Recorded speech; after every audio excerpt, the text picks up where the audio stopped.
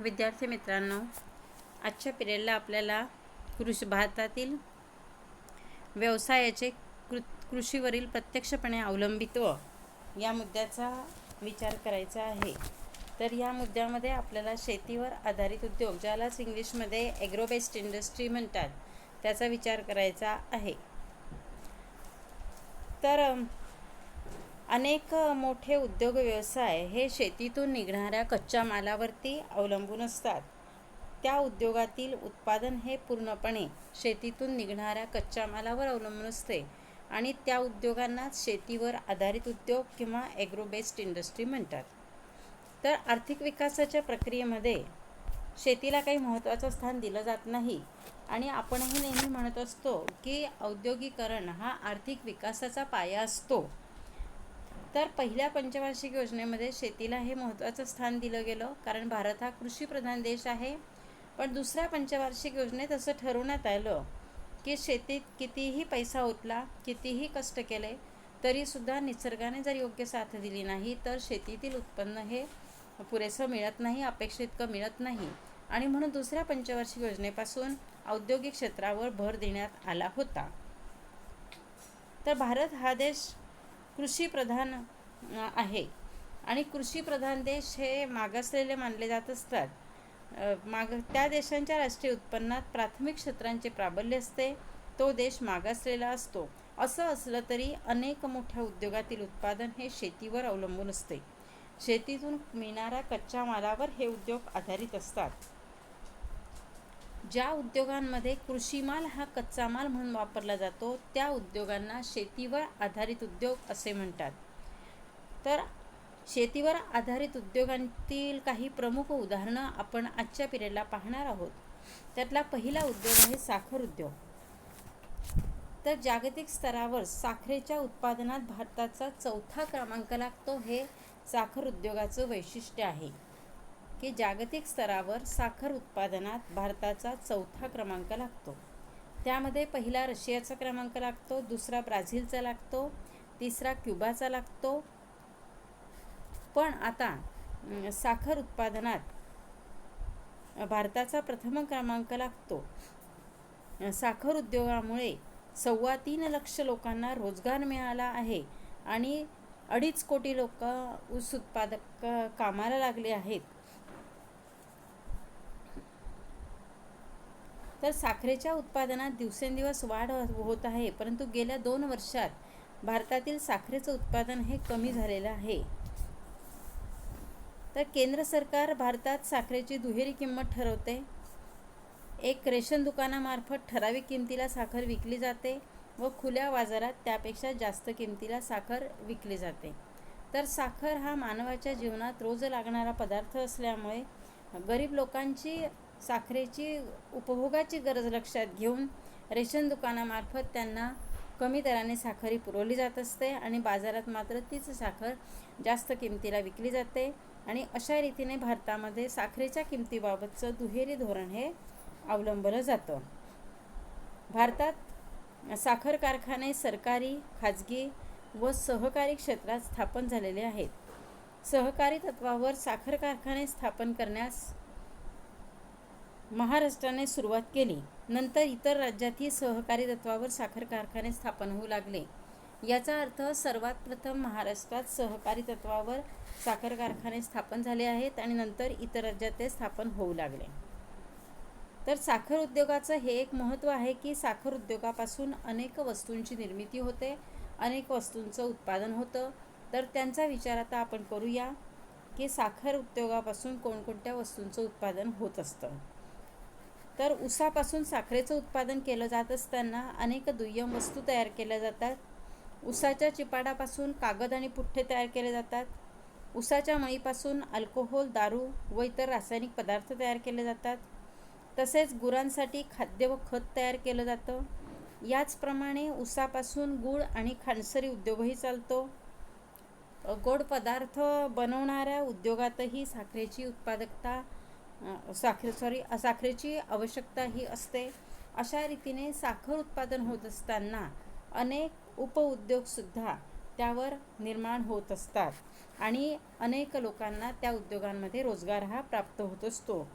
दुसरा उद्योग आहे कॉटन इंडस्ट्री, त्यालाच आपण कापड उद्योग म्हणतो. शेतीतून निघणाऱ्या कापसावर आधारित कापड उद्योग हा भारतातील महत्त्वाचा उद्योग आहे. भारतातील सुती कापड उद्योग हा अतिशय जुना उद्योग आहे. तर या उद्योगाने प्रत्यक्षरित्या जवळजवळ 11.5 लक्ष श्रमिकांना रोजगार पुरवला आहे. कापडाच्या निर्यातीत जगात जपाननंतर भारताचा क्रमांक लागतो. कापड निर्यातीत भारताचा हिस्सा जवळजवळ 16% आहे. आणि यावरून आपल्या लक्षात येतं की कापड उद्योगातून सुद्धा भारताला मोठ्या प्रमाणावर परकीय चलन मिळतं. कारण कापडाच्या निर्यातीत भारत हा अग्रेसर असलेलं राष्ट्र आहे. जपाननंतर द्वितीय क्रमांकाने भारतातून कापडाची निर्यात ही केली जाते. तर भारतात जे कापड बनवलं जातं ते 2 प्रकारचं बनवलं जातं. एक कापसापासून बनवलेलं कापड आणि दुसरं कृत्रिम धाग्यापासून बनवलेलं कापड. तर मधल्या काळामध्ये कापसापासून बनवलेल्या कापडाची मागणी ही कमी होती, तर कृत्रिम धाग्यापासून बनवलेल्या कापडाला मागणी जास्त होती. कारण त्यावेळेला कापसापासून जे कापड बनवलं जात होतं तर ते तेवढं उत्कृष्ट नव्हतं. ते जाडंभरडं असायचं, त्याचा कलर जात होता. पण वर्तमान काळामध्ये कापसापासून बनवलेल्या कापडाचा दर्जा सुधारण्यात आलेला आहे.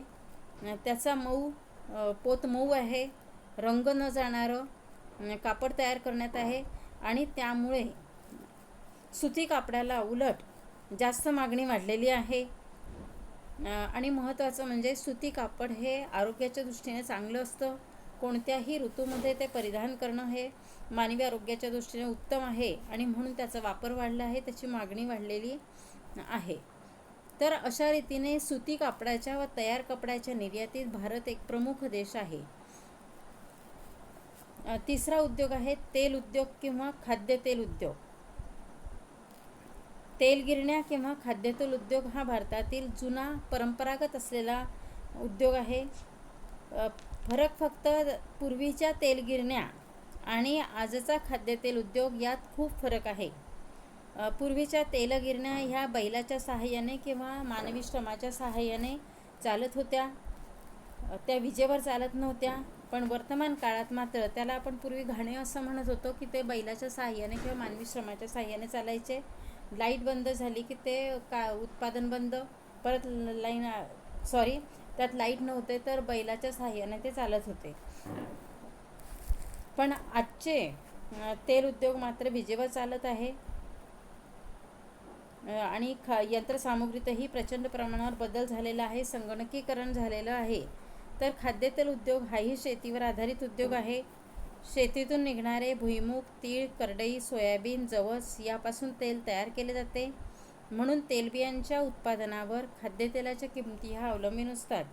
बऱ्याच वेळेला भारताला खाद्यतेलाची आयात ही मोठ्या प्रमाणावर करावी लागते. कारण तेलबियांचं जर उत्पादन कमी झालं तर मग भारताला परकीय राष्ट्रातून खाद्यतेल हे आयात करावं लागत असतं. पण तरीसुद्धा वर्तमान काळात खाद्यतेल उद्योगाने बराच बदल केलेला आहे आणि संगणकीकरण आपल्या उद्योगाचं केलेलं आहे. पुढचा उद्योग आहे धान्य प्रक्रिया उद्योग. शेतातून आलेले धान्य जसेचे तसे वापरता येत नाही, त्यावर प्रक्रिया करावी लागते. समजा तांदूळ तयार करणे, कडधान्यापासून डाळी तयार करणे, त्यांना पॉलिश करणे, धान्याचे पीठ तयार करणे, असे जे लघुउद्योग आहेत ते शेतीमालावर आधारित आहे. पूर्वीच्या तुलनेने धान्य प्रक्रिया उद्योगाला महत्त्वाचं स्थान आहे. कारण वर्तमान काळामध्ये यांत्रिकीकरणाचं युग आलं आहे आणि त्यामुळे पूर्वी जे घरातील स्त्रिया डाळी बनवणे, पीठ तयार करणे ही कार्य जे घरी करत होत्या ती कार्य आता घरी केली जात नाही, तर ती यंत्राद्वारे केली जात असतात. आणि अशा रीतीने धान्य प्रक्रिया उद्योगसुद्धा अनेक हे निर्माण झालेले आहे की जे शेतीच्या कच्च्या मालावर अवलंबून आहे. पुढचा उद्योग आहे बेकरी उद्योग. तर बेकरी उद्योग हाही पूर्णपणे शेतीवर आधारित उद्योग आहे. कारण बेकरीत लागणारा जो आटा, मैदा हा शेतीतून निघणाऱ्या धान्यापासून तयार केला जातो. आणि त्यापासून ब्रेड, बिस्किट, नानकटाई, केक यासारखे खाद्यपदार्थ तयार केले जातात. बेकरी उद्योग हा कमीत कमी भांडवलावर चालणारा व्यवसाय आहे. या व्यवसायासाठी विशेष म्हणजे यंत्रसामुग्रीची गरज नसते, भांडवलही कमी लागतं, तसेच प्रशिक्षणाचीही गरज फारशी नसते. म्हणून लघु उद्योगात हा उद्योग महत्त्वाचा मानला जातो.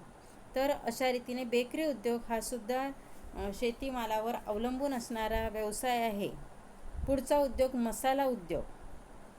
तर मसाला उद्योग हा प्राचीन काळापासून निर्यातीसाठी प्रसिद्ध आहे. कारण अगदी पूर्वीच्या काळी पारतंत्र्य काळातसुद्धा भारतातून मसाल्याच्या पदार्थांची निर्यात ही परकीय राष्ट्रात मोठ्या प्रमाणावर केली जात होती. तर मसाल्याच्या पदार्थांचा आहारात वापर केला जातो. पूर्वीपासूनच भारतात मसाला बनवणारे उद्योग आहेत. भारतीय शेतीतून मसाल्याच्या पदार्थांचे उत्पादन मोठ्या प्रमाणावर होते. मसाल्याचे पदार्थ विशिष्ट प्रमाणात एकत्र करून त्यांची बारीक पूड केली जाते आणि हे कार्य मसाला उद्योग करत असतात. मसाला उद्योगही फारसे खर्चिक नसतात, कारण एकच यंत्र हे घेतलं जातं आणि त्या यंत्राद्वारे वेगवेगळे मसाले हे बनवले जातात. वर्तमान काळात मानवाच्या आहारात विविधता आलेली आहे. घरच्या अन्नाबरोबर त्याला हॉटेलचं खायला आवडत आहे आणि त्यामुळे वेगवेगळ्या पदार्थांसाठी वेगवेगळे मसाले वापरले जातात आणि मानवाला असं वाटायला लागलं आहे की हॉटेलमध्ये जसं मिळतं तसं घरीसुद्धा मिळालं पाहिजे आणि वेगवेगळे मसाले वेगवेगळ्या प्रकारे अन्नपदार्थांमध्ये घातले तर टेस्ट बदलत असते आणि म्हणूनसुद्धा आहारामध्ये मसाल्याच्या पदार्थांचा वापर हा वाढलेला आहे. वेगवेगळ्या पदार्थासाठी वेगवेगळ्या मसाले बाजारात मिळत असतात. तर हे मसाला उद्योगामध्ये हे मसाले बनवले जातात. तर अशा रीतीने मसाला उद्योगामुळे गृहिणीच्या वेळेची बचत होते, कारण गृहिणीला घरी ते एवढे सगळे पदार्थ एकत्र करणे, बारीक करणे याला वेळ द्यावा लागत नाही. तर रेडीमेड मसाला उद्योगातून मसाले घ्यायचे आणि पदार्थ बनवायचे, त्यामुळे पदार्थाला चांगला स्वाद येतो आणि म्हणून मसाले उद्योग आज तेजीत आहे. शासनाकडून या उद्योगांना अनेक सवलती दिल्या जात असतात. सवलतीच्या दराने त्यांना कर्जपुरवठासुद्धा केला जात असतो. आणि शेवटचा महत्त्वाचा उद्योग म्हणजे अन्न प्रक्रिया उद्योग. तर लोणचे, पापड, चटणी, जाम, जेली, ज्यूस, सूप बनवणारे उद्योग, तसेच हॉटेल व्यवसायात जे अन्न तयार केले जाते ते शेतातून मिळणारे धान्य, भाजीपाला, फळफळावळ यांच्यापासूनच बनवले जाते आणि म्हणून अन्न प्रक्रिया उद्योग हाही शेतीवर चालणारा उद्योग आहे. अन्न प्रक्रिया उद्योगात अगदी घरगुती लघु उद्योगापासून मोठे उद्योगसुद्धा आहेत.